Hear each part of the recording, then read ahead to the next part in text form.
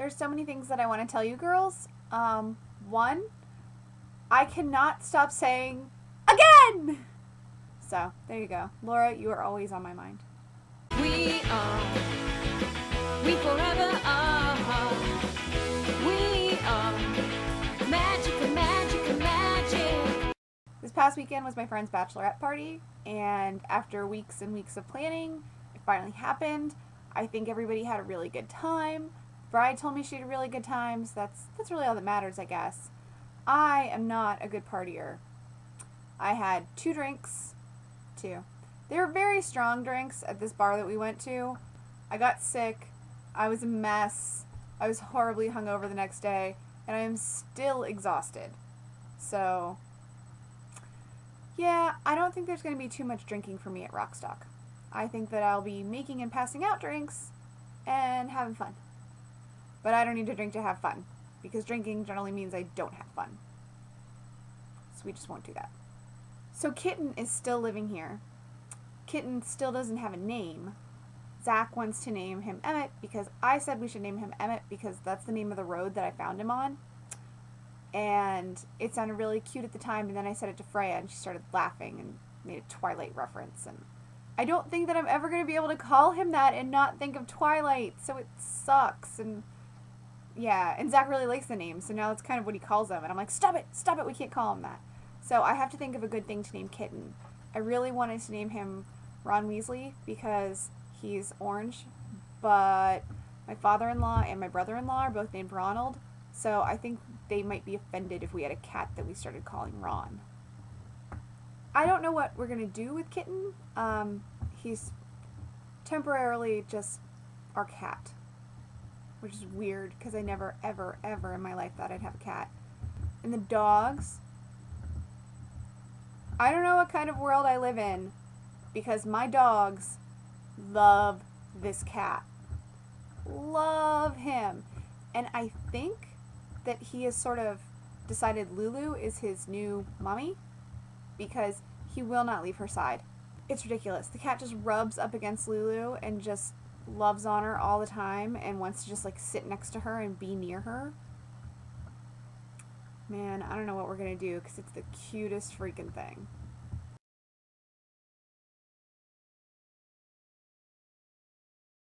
Alright, so I'm just going to tell you what a big dork I was when I was in like 5th or 6th grade. It's not like one particular instance, it was kind of the entire time I was in 5th and 6th grade. So I would say that these were probably my most awkward years.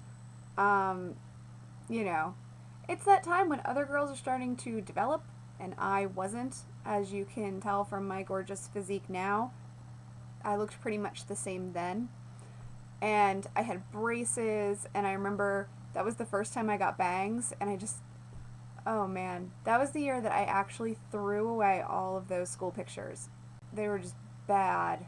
This was like 93, 94. I had a huge crush on this boy who went to our school, and you guys have spent enough time with me that you know it takes a lot for me to get to that point where I'm like, oh, maybe that's where I went too far. Maybe I'm being kind of creepy. I decided that I really liked this boy and I wanted him to like me. And so the way I was going to do this was I spent like all of 5th grade trying to bully him, like being mean to him, like pushing him on the playground and making fun of him and telling him his hair was stupid and then like giggling at him. Needless to say, this did not work. And then in 6th grade, boys and girls were really like starting to date. Like they were boyfriend, girlfriend. I don't know if anybody actually went on dates. I know I never did, but yeah, I still had the biggest crush on this boy and I just decided like he was my soulmate and we should be together. And even now, it sounds so much creepier than it was then.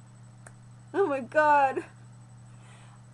I went to, I don't even remember, it might have been like Spencer's. It was somewhere in the mall. It might have even just been like a Rite Aid or a convenience store. But I bought a keychain that had his name and it had, it said, I heart Rich. And it was like sparkly and the heart was like red and sparkly.